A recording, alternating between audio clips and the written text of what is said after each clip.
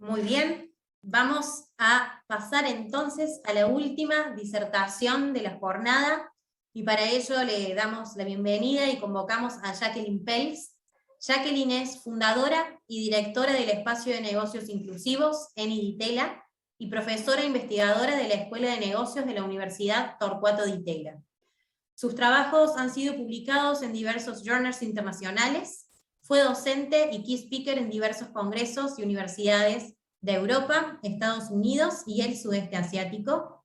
Fue presidente de las conferencias IEM Conference in Emerging Markets 2010, The Relationships Marketing Summit AMA 2007 y The International Marketing Educators Conference AMA en el año 2000.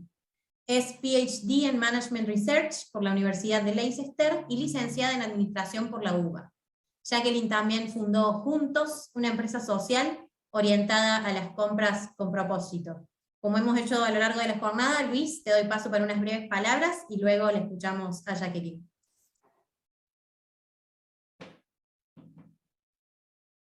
Está silenciado, Luis, perdón. Sí, bienvenida, Jacqueline. Gracias además por tu inmediata sí. Esas cosas nos alegran muchísimo. Tenerte a vos para cerrar el día de hoy es parte de lo que uno dice, bueno, hemos ido viendo el Cronos y el Kairos, ¿no? Que nos enseñaba Enrique como estas dos dimensiones del tiempo. Y si yo tuviera que definir a Jacqueline, la pondría con una palabra de griega que es el entusiasmo, ¿no? Eso que quiere decir con los dioses adentro. Por lo tanto, qué bueno que sea vos, Jacqueline, la que cierre este primer día de la confianza con tu perspectiva de qué está pasando. Adelante, Jacqueline. Bueno, ante todo, muchísimas gracias. Les comparto pantalla, un segundito.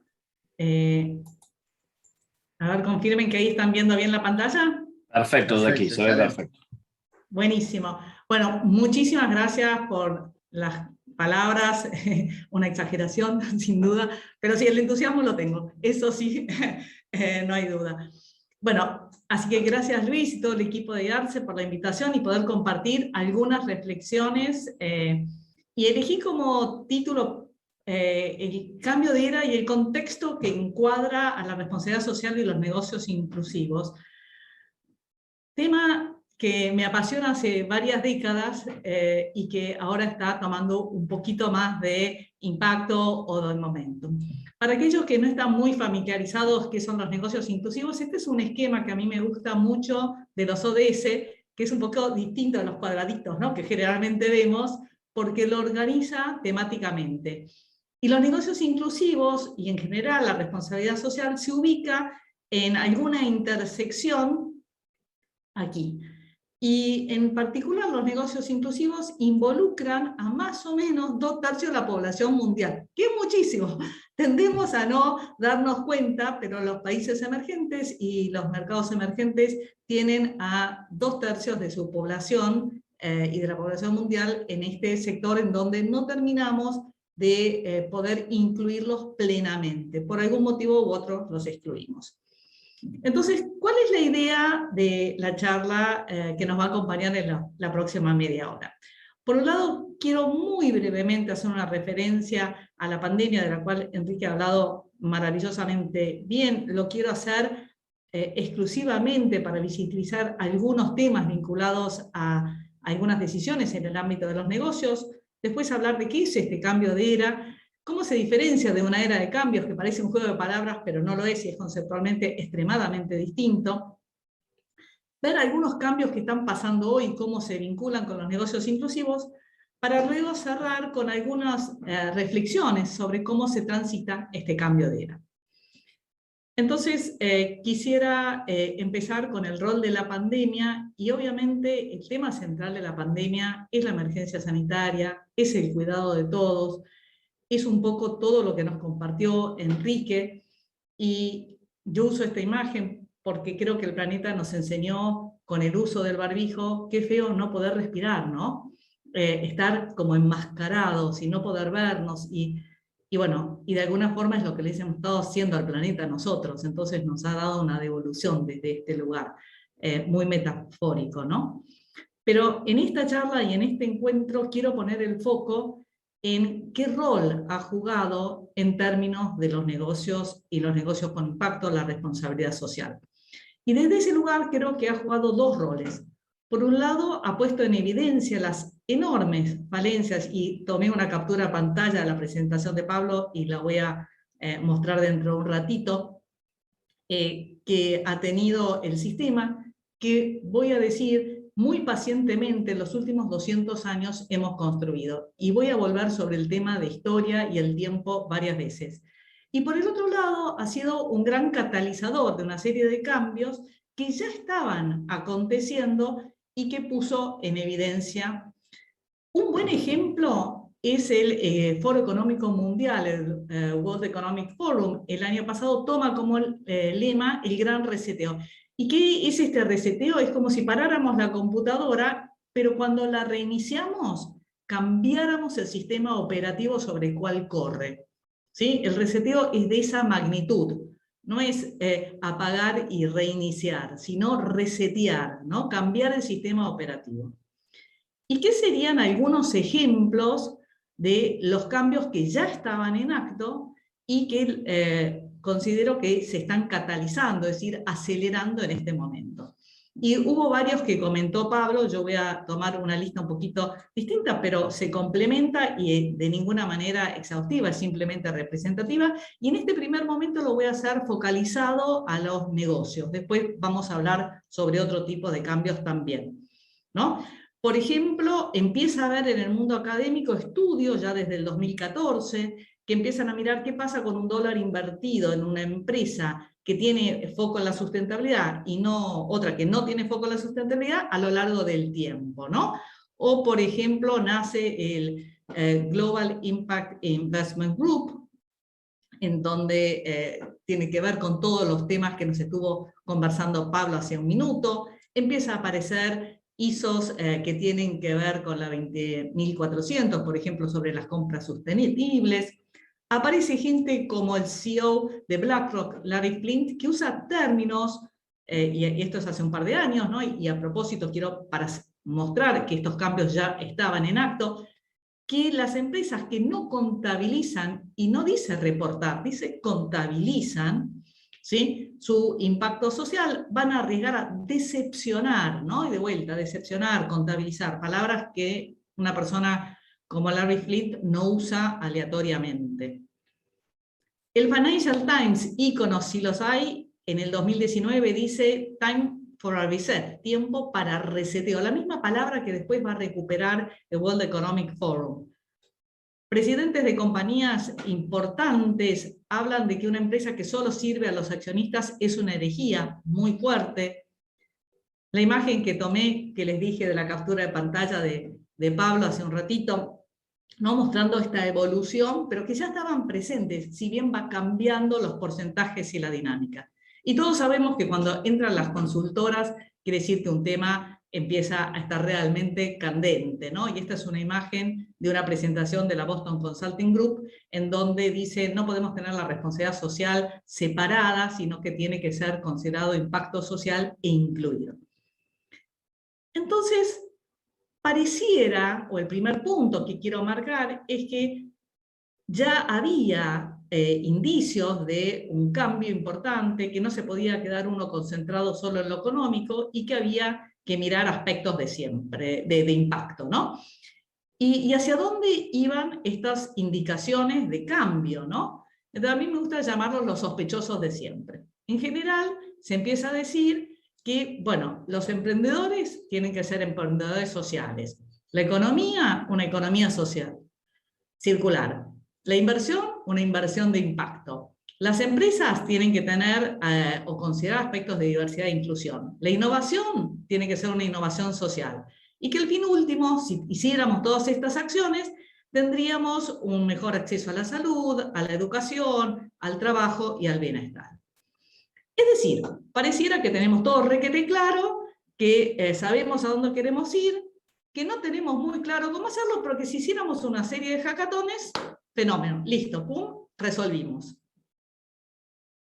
Sin embargo, yo diría que no tenemos nada las cosas claras. que si algo nos evidenció esta pandemia y la situación que estamos atravesando, es que tenemos bastante confusión. Y todo ese entusiasmo y todo ese norte que parecía estar tan claramente planteado, está bastante más desdibujado de lo que nos gusta admitir o reconocemos habitualmente. Y que esa dificultad de encontrar este norte tiene que ver que el mundo de los negocios inclusivos, el mundo de la responsabilidad social, el mundo de las empresas, el mundo está atravesando lo que yo llamo un cambio de era. ¿Y qué es un cambio de era? Cambio de era es un enorme reseteo. Y es un reseteo en el plano de lo geopolítico, en el plano de lo legal, en el plano de lo tecnológico, en el plano filosófico, en el plano empresarial, donde toda una serie de dimensiones mutan en modo radical e irreversible simultáneamente. Y en Occidente hemos transitado muy pocos de estos cambios.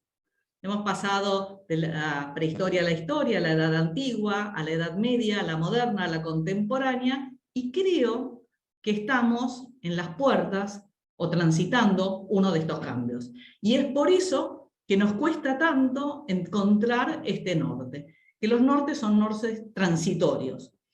Entonces, para entender cabalmente qué quiere decir un cambio de era, quiero hacer un ejemplo con el pasaje de la Edad Media a la modernidad, para luego mirar los cambios que estamos transitando ahora y cerrar con cómo se habita un momento como este. Entonces supongamos que estamos frente a un señor feudal. Estamos frente a un señor feudal y le vamos a decir cosas como, mire, el poder no va a venir de Dios al Papa y del Papa a usted o al rey, y los siervos no le van a deber plebesía. Lo que va a pasar es que el poder se va a dividir en tres. Va a haber un ejecutivo, un legislativo y un judicial. Aclaro palabras que no hubiera entendido, porque para el señor feudal, palabras asociadas a puestos de poder hubieran sido marqueses, duques, condes, ¿no? Pero además, su siervo de la gleba, que le debía plebesía, y usted, ambos dos van a tener un solo voto. Y los puestos de poder no van a ser ni divinos ni hereditarios, van a ser por elección y transitorios. Ya el señor feudal nos miraría raro, pero nosotros decimos, no, pero espere, porque la riqueza tampoco va a venir de la tenencia de la tierra y de la agricultura. La riqueza se va a generar dentro de unos edificios cerrados a través de unas máquinas que van a funcionar por vapor, no por fuerza humana, ¿sí? Y además no vamos a estar viviendo en pueblos o ciudades amuralladas que de noche se cierran con llave y que son la unidad geográfica de un feudo o de un reino, sino que vamos a vivir en grandes ciudades, ¿sí? Que van a estar abiertas y que van a ser capitales de naciones. Pero espere, no termine, porque le voy a contar un poquito más de este futuro, cómo va a ser. No vamos a estar comunicándonos con palomas mensajeras ni postas a caballo. Lo que vamos a hacer es que vamos a comunicarnos con unos cablecitos, y estos cables van a vibrar, y según la vibración vamos a poder entender quién nos está hablando y le vamos a reconocer la voz. Y va a ser en tiempo real, ¿sí? Y lo vamos a llamar teléfono, ¿sí? A esta altura, nuestro señor feudal se estaría riendo, las lágrimas le caerían por los cachetes y diría, pero vos sos mucho mejor que los cuentos de la Mil y una noche y de las fábulas baladoras. Porque nada de lo que era su cotidianidad está representado en nuestro relato. Ni su sistema de poder, ni su tecnología, ni su fuente de riqueza, ¿sí? Ni su hábitat, absolutamente nada. Y conceptualizar un cambio de esa magnitud es muy difícil. Es más, no hubiera entendido la mayoría de las palabras, porque fábrica no quiere decir nada, democracia no quiere decir nada, máquina a vapor no quiere decir nada, electricidad no quiere decir nada, nación-estado no quiere decir nada. Es decir, un cambio de era implica una serie de cambios multidimensionales que modifican nuestra cosmovisión. Y entonces, ¿qué es una era de cambios? ¿Y cómo se diferencia? ¿Y por qué es importante entender la diferencia? El siglo XX es una era de muchísimos cambios, ¿sí? Pero si vamos a mirar el siglo XX y lo que hemos transitado en este principio del siglo XXI, esencialmente, si bien ahora tenemos un Parlamento Europeo, las Naciones Unidas, el concepto parlamentario no cambió. Si bien hoy no estamos más con la máquina a vapor y estamos con la robótica o la inteligencia artificial, en verdad la producción o la fuente de la producción, y estamos en la economía del conocimiento, pero todavía la producción acontece en una forma conocida. Las ciudades crecieron y se volvieron ciudades inteligentes, pero seguimos habitando ciudades. Y si bien el celular no es el teléfono con el cable y es más un mobile device, ¿sí? Sigue siendo nuestro principal modo de comunicación. Es decir, una era de cambios, a diferencia de un cambio de era, queda dentro de los parámetros y de la lógica, ¿sí? Diríamos de la ontología y epistemología, que nos rige. Acelera ritmos, pero no cambia fundamentalmente la forma y la cosmovisión. Entonces, ¿por qué digo que estamos transitando un cambio de hora? Entonces quisiera hacer dos cosas. Quisiera ver un poquito los cambios que estamos viendo hoy y estos cómo se vinculan con la responsabilidad social y los negocios inclusivos, para luego cerrar con cómo transitar esto. Entonces, un par de cambios que estamos viviendo. Tomemos el conflicto Estados Unidos-Unión Soviética. Sé que está la imagen de China, ahora llego a China. Si miramos el conflicto Estados Unidos-Unión Soviética, este conflicto esencialmente era un conflicto ideológico. Había una carrera tecnológica para ver quién llegaba a la Luna, quién tenía el misil más poderoso, absolutamente, pero era para sostener y defender una ideología. Estados Unidos y Unión Soviética no tuvieron ningún intercambio económico, ¿sí? No se compraron ni vendieron ni un tornillo. Pero si miramos el conflicto Estados Unidos-China hoy, es esencialmente comercial. Es decir, que los criterios geopolíticos o que servían para definir y entender la geopolítica no son más válidos para entender la nueva geopolítica. Tomemos la tecnología, que es súper clara, todo el mundo la ve, la inteligencia artificial, la virtualidad, los drones, los 3D, la realidad aumentada, el Internet de las cosas, ¿sí? Si bien todos están cambiando, todavía no tenemos muy claro cuál es la tecnología que va a prevalecer. ¿Estamos viendo el futuro o estamos viendo un proceso en transición? ¿Sí? Y no nos confundamos, la tecnología nunca lidera. Es porque queríamos cruzar el río que construimos el barco. No es que teníamos un barco y cruzamos el río. ¿Sí? Entonces la tecnología está siguiendo algo, pero todavía no sabemos lo que está siguiendo. Miremos el tema de las naciones y las empresas. Pasamos de una era regida por el PBI y la capacidad de producción de un país, ¿sí? Y la estabilidad de la macroeconomía, como hablaba Pablo hace un minuto, a un mundo en donde las empresas y el facturado son más importantes. Y hago una referencia a un experimento que no prosperó, pero no importa que no haya prosperado, que es el caso de Libra, ¿sí? Las monedas virtuales son un indicador muy interesante de que estamos cambiando en quién estamos depositando la confianza para emitir y garantizar moneda. Antes era el Estado, antes de eso no existía Estado y no eran los Estados, y tal vez ahora nos tenemos que preguntar si en el futuro van a ser los Estados. ¿Quiénes son los que van a emitir y garantizar moneda? Sotheby's acaba de aceptar un pago de $13 millones por la compra de una obra de arte física en criptomoneda. ¿Sí? Entonces, si esto muta, el World Economic Forum ¿va a ser un lugar importante? ¿El lugar donde van los ministros de Economía? ¿Van a ser los interlocutores? ¿O no van a ser más los interlocutores? ¿Qué pasa con la filosofía? La filosofía está pasando de las grandes verdades absolutas asociado a las ideologías geopolíticas, a la posmodernidad, al relato y a las verdades individuales.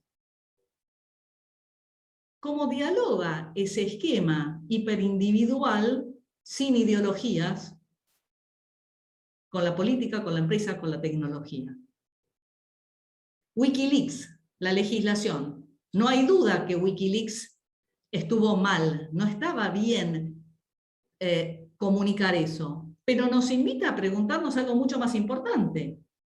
¿Estaba bien la legislación? ¿Estaba bien que estuviera prohibido hacer pública esa información? Pues que tenemos que cambiar la legislación.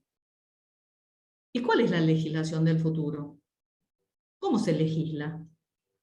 Y hay un punto que habla muy poca gente, pero a mí me parece súper importante, y esto es, cada uno de estos temas es un seminario en sí mismo, ¿no? Se podrán imaginar, yo estoy poniendo todo rápido, rápido, rápido y compactado. Estamos cambiando cómo nos alimentamos. Es decir, nuestro vínculo con nuestro cuerpo y nuestro vínculo con la tierra y la naturaleza.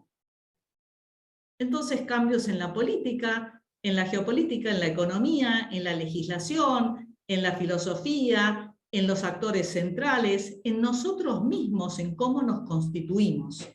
¿Sí? Y todavía no sabemos cómo todas estas partes van a interconectarse y van a configurar una nueva cosmovisión. Entonces, antes de avanzar, quiero hacer un punto de situación porque dije muchísimas cosas en muy pocos minutos. Entonces, punto número 1. Hice un primer listado de cambios vinculados a las empresas y a la sustentabilidad, y que parecía que había un norte re claro. Luego cuestioné este norte, dije, bueno, en verdad no lo tenemos todo tan claro porque pareciera que estamos en mitad de un cambio mucho más radical. Comparé lo que es un cambio de era con una era de cambios. Di un par de ejemplos, de vuelta, muy rápido, muy dinámico, de algunos cambios en múltiples planos que están aconteciendo en modo bastante radical. Y quiero ahora hacer las últimas 2 menciones y cerrar para dejar abierto a preguntas. Unas reflexiones sobre cómo esto está vinculado, o estos cambios están vinculados a los negocios de impacto y a la responsabilidad social empresaria, y entonces sí cerrar con cómo transitamos un momento como este. Desde el espacio de negocios inclusivos, desde el ENI Ditela, hemos hecho 2 relevamientos sobre los negocios con impacto y las pymes y los emprendimientos y las grandes empresas, y eso nos permitió identificar algunos cambios. Por ejemplo, hay empresas como la que lidera Guillermo Pepe de Mamotest, en donde para resolver el tema del cáncer de mama y hacer un diagnóstico precoz, ha hecho cosas muy radicales, como sacar el mamógrafo del hospital o de una clínica y ponerlo en una estación de tren, para que la gente más simple, más humilde, con más dificultad de tomarse un día, pueda, yendo o viniendo del trabajo, parar y hacerse una mamografía. Y a su vez lo ha hecho en alianza con gobiernos, municipalidades y organismos, obras sociales, para que puedan ser accesibles a todos los bolsillos. Y esto lo puede hacer porque tecnológicamente quien hace el estudio y quien lo analiza pueden estar geográficamente en lugares distintos, y la digitalización le permite hacer esto. Sabemos que en Argentina tuvo media sanción, pero no llegó a ser ley, la ley BIC, la ley de sociedades de beneficio con interés colectivo. Pero podemos tener negocios inclusivos o empresas con impacto social, 100% con impacto social, si no tenemos una figura jurídica que reconozca siquiera que existe o que hay voluntad de este tipo de empresas. Las empresas a su mismo están haciendo distintas iniciativas y hay varios estudios al respecto. Pasar de G8 a G20 no es casual, no es solo un tema económico, es también una representación del resto de la sociedad, y de repente el resto de la sociedad, ese 2/3 que yo hablaba muy al principio, ¿sí?, están representados hoy en una mesa de conversaciones. Y nuevamente las empresas, y acá me encanta porque las Serenísimas, si había algo que era ícono de la leche, hoy nos está diciendo almendra y arroz, ¿no? Entonces las empresas están tomando acto de todos estos cambios que están aconteciendo. Y déjenme pasarle un pequeño chivo. Hoy a la noche cerramos el último día de 10 encuentros de un curso sobre negocios inclusivos, y cuando lo embarcamos y lo pensamos, lo hicimos desde una mirada ecosistémica. No podemos solo mirar a las grandes empresas, las pymes y los emprendimientos sociales cómo están actuando. Tenemos que ver todo el sistema legal, ¿sí? Las inversiones que hablabas hace un minuto, los aspectos de regulación, de financiación, de articulación, cómo todo el ecosistema se repiensa, ¿sí? A sí mismo para poder transitarlo. Entonces, sí, ahora cerrando, ¿cómo se transita un cambio de era? ¿Qué implica vivir un cambio de era? Para mí creo que es un privilegio, pero también un momento dificilísimo. ¿Por qué? Porque lo primero que nos pasa en un cambio de era es que sabemos lo que no va a ser, pero no sabemos lo que será. Es decir, todos sabemos que no vamos a estar 00 para llamar internacional, pero vamos a hacerlo por WhatsApp, vamos a hacerlo por Skype, vamos a hacerlo por Zoom, o vamos a hacerlo por una tecnología que aún no existe. Entonces, ¿cuál es uno de los riesgos más grandes de transitar un cambio de era? Nos genera angustia, y como nos genera angustia, abrazamos lo que yo llamo falsas certezas. ¿Sí? Podría ser un ejemplo de falsa certeza de pensar que la máquina a vapor era lo que iba a prevalecer, y sabemos que fue la electricidad. Y entonces elijo como imagen la foto de Cristóbal Colón. ¿Por qué? Porque él estaba seguro de haber llegado a las Indias. Hizo 3 viajes y pensó que llegó a las Indias. Murió pensando que llegó a las Indias. Y sabemos que llegó a las Américas. Entonces nos cuesta mucho dejar nuestras certezas. Y un cambio de era es dinámico e invita a estar más cómodos con las incertidumbres. Y las empresas, en alguna medida, esto lo capturan con las tecnologías ágiles, con los post-its, con lo circular, con el need management, inclusive con cómo organizan sus espacios de trabajo flexibles. Una segunda característica que tiene todo cambio de era es que son procesos interconectados. Es decir, que todo lo que aprendimos en el siglo XX de la especialización, ¿sí?, lo tenemos que ahora poder encuadrar en una mirada multiplano, multidimensión y holístico. Entonces, hace un rato, cuando hablaba de los cambios en la legislación, en la economía, en la tecnología, en la filosofía, el desafío de un cambio de era es, sin perder la especialización, poder interconectar todos los distintos planos que se están moviendo y cambiando simultáneamente. Es decir, las finanzas de impactos están asociadas a que haya emprendedores sociales que a su vez están asociados a que haya una legislación BIC. ¿Sí? Si todas las cosas no funcionan y no encastran, el cambio no se da. Es decir, que hay que pasar a una mirada sistémica, holística y transversal. Y por último, hay que tener una mirada de tiempos históricos, cuando estamos acostumbrados a tiempos humanos. Y eso nos cuesta porque estamos en la era de la inmediatez, ¿no? Mandamos un WhatsApp y enseguida llegó, nanosegundos. Yo estoy hablando de Buenos Aires y ustedes me están escuchando en Córdoba y en otros lugares, y es instantáneo. Y entonces el concepto de estar pensando en tiempos históricos no nos gusta, ¿sí? Pero tomemos la Revolución Francesa. La Revolución Francesa, ícono del cambio de una era y el pasaje a la democracia. Alguien que participó en la toma de la Bastida, ¿sí?, en París, nunca vio la democracia en Francia, porque tardó 80 años. Y estos 80 años hubieron 2 repúblicas efímeras, muy cortitas de un par de meses, 3 monarquías constitucionales y 2 imperios. Napoleón es posterior a la Revolución Francesa.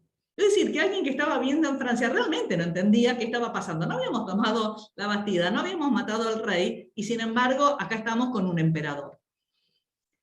Entonces, uno de los temas que hay que entender es que no van a ser cambios que vamos a ver, como en una era de cambios, los resultados en nuestros tiempos cortos. Y quiero cerrar con un filósofo que a mí me gusta mucho, que es Zygmunt Bauman, y él habla de la modernidad líquida. Y él habla de la modernidad líquida y la connota negativamente. La connota negativamente porque la compara con una era, ¿sí?, que está terminando y que se está licuando de alguna forma. Y yo quisiera, y elijo a propósito, porque los desafío a que vean si esto es un atardecer o un amanecer, pensarnos en transición entre dos apogeos. Entre una era que está terminando y se está derritiendo, pero está bueno que se derrita porque el agua se acomoda fácilmente a una nueva forma. Otra forma de terminar una era es mucho más violenta, no queremos ir ahí seguramente, y entonces ver esa liquidez como habilitante, como posibilidad, para ir tomando forma a medida que las distintas dimensiones que les mencioné se van acomodando. No tengo una respuesta de cómo va a ser el futuro, pero creo que nos sirve entender cómo transitamos el presente. Gracias. Jacqueline, felicitaciones y gracias. Creo que estamos todos sumamente asombrados por tus aportes y por la manera excelente que tuviste para ejemplificar la profundidad de los cambios y de los cambios de era más precisamente. Así que nuevamente gracias. Verás la cantidad de comentarios de gente que está sumamente entusiasmada por tu presentación. Vamos a realizar un par de preguntillas. Como siempre los tiempos son acotados, entonces no podemos acercarte todos los comentarios y demás, pero vamos con algunas bien representativas. Primero que nada, Pablo nos dice, Jacqueline nos hace pensar a gran velocidad. ¿Hay algún texto escrito sobre esto o alguna página, sitio que podamos visitar para tener más información? No y sí.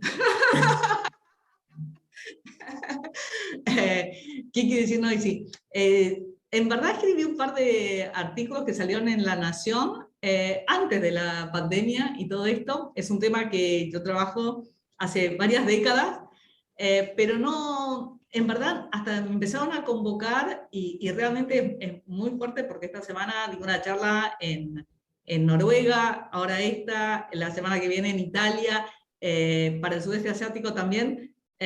Y fue, digamos, como que dijeron, uy, mira, hay una loca con rulos que dice estas cosas, llamémosla. Tengo escrito 2 capítulos en libros, siempre aplicados a un contexto. Lo que yo tomo es una situación y la encuadro en el cambio de era, ¿sí? No hablo a la Harari, ¿sí? De hecho, estoy bastante en desacuerdo con Harari con respecto al cambio de era. Pero, así que sí, son unos capítulos en unos libros, unas notas, si lo googlean en La Nación, aparecen un par de notas en donde trabajo estos temas. ¿Sí?